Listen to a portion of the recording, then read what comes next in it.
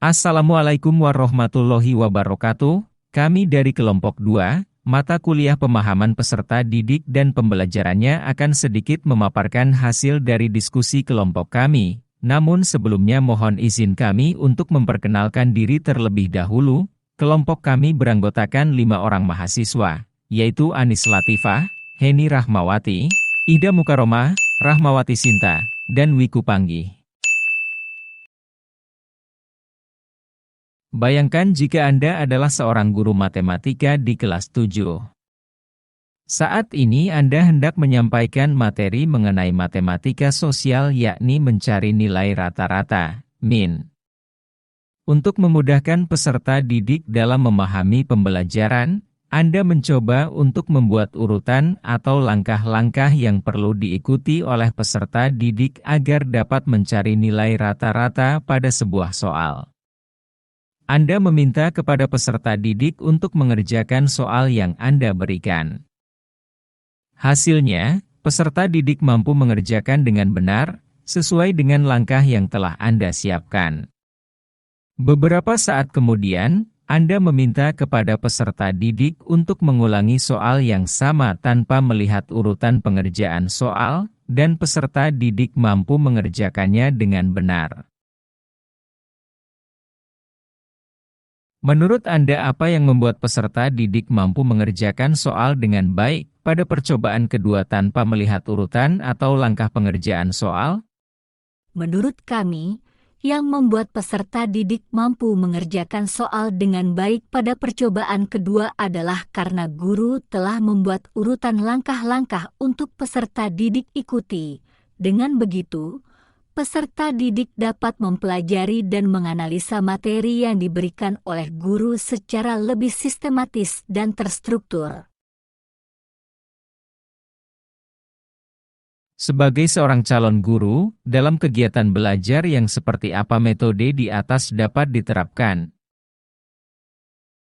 Metode di atas dirasa dapat diterapkan pada berbagai kegiatan belajar. Dalam hal ini teori pembelajaran konstruktivisme berperan penting di mana guru akan berusaha untuk membangun pemahaman peserta didik mengenai informasi yang diberikan selama proses pembelajaran.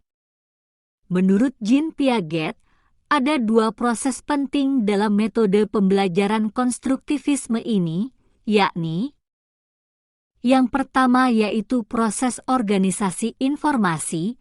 Ini berarti di mana seseorang akan menghubungkan suatu informasi baru dengan struktur pengetahuan yang telah ada di dalam otak.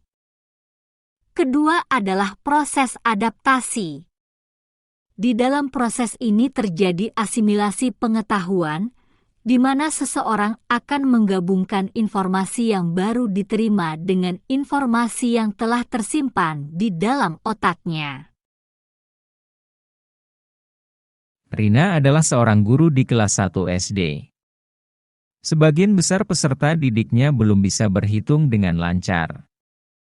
Rina sedang memikirkan cara yang sesuai untuk membantu setiap peserta didik menyelesaikan tantang belajarnya. Menurut Anda, apa yang dapat Rina lakukan untuk membantu peserta didiknya sesuai dengan tahapan perkembangan usia? Rina sebagai guru SD kelas 1 fase A yang diibaratkan kelas rendah harus dapat memahami peserta didik sesuai dengan tahap perkembangannya. Rina dapat membuat atau menyediakan media ajar dengan menggunakan tanda-tanda, simbol dan benda sebagai alat praktik atau media berhitung yang menarik bagi peserta didik sehingga dapat mempermudah dalam memahami konsep berhitung. Rina juga dapat menyediakan permainan yang berkaitan dengan hitung-menghitung seperti congklak. Mengapa Anda menyarankan hal tersebut? Kegiatan pembelajaran yang disarankan erat kaitannya dengan teori belajar konstruktivisme. Menyediakan benda-benda di sekitar serta beberapa permainan yang berhubungan dengan hitung-menghitung secara tidak langsung peserta didik dihadapkan dengan situasi yang nyata. Menurut Piaget, 1954, mengusulkan bahwa terdapat 4 tahapan perkembangan kognitif peserta didik, yaitu sensori motorik, praoperasional, operasional konkret, dan formal operasional.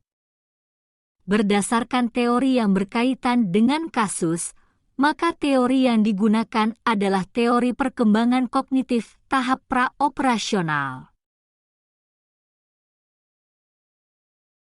Made adalah seorang guru yang mengajar di salah satu sekolah negeri wilayah Bali. Ia mengampu mata pelajaran bahasa Indonesia. Ia hendak mengajarkan materi teks deskripsi pada peserta didiknya. Pada buku cetak yang menjadi panduannya saat mengajar, terdapat beberapa contoh teks deskripsi menceritakan tentang bangunan-bangunan pencakar langit yang ada di ibu kota. Dengan memperhatikan latar belakang setiap peserta didiknya, Made pun mencoba untuk memberikan contoh berbeda. Ia memberikan contoh teks deskripsi tentang pantai dan makanan khas di Bali. Menurut Anda, apakah pertimbangan dan keputusan Made sudah sesuai? Mengapa demikian? Menurut kami, pertimbangan dan keputusan Made sudah sesuai karena Made dapat memanfaatkan lingkungan sekitar dan ciri khas daerah sebagai bahan dalam pembelajaran yang sering ditemui siswa dalam kehidupan sehari-hari, sehingga diharapkan peserta didik dapat lebih mudah untuk memahami materi. Prinsip apa yang Made gunakan dalam kasus tersebut? Pembelajaran dalam kurikulum Merdeka memiliki beberapa prinsip yang tertuang dalam Keputusan Menteri Pendidikan, Kebudayaan, Riset, dan Teknologi Nomor 56M, 2022 tentang pedoman penerapan kurikulum dalam rangka pemulihan pembelajaran. Pada kasus Made, prinsip yang digunakan dalam kasus tersebut yaitu prinsip pembelajaran yang relevan. Prinsip pembelajaran yang relevan dirancang sesuai konteks, lingkungan, dan budaya peserta didik, serta dapat melibatkan orang tua dan komunitas sebagai mitra.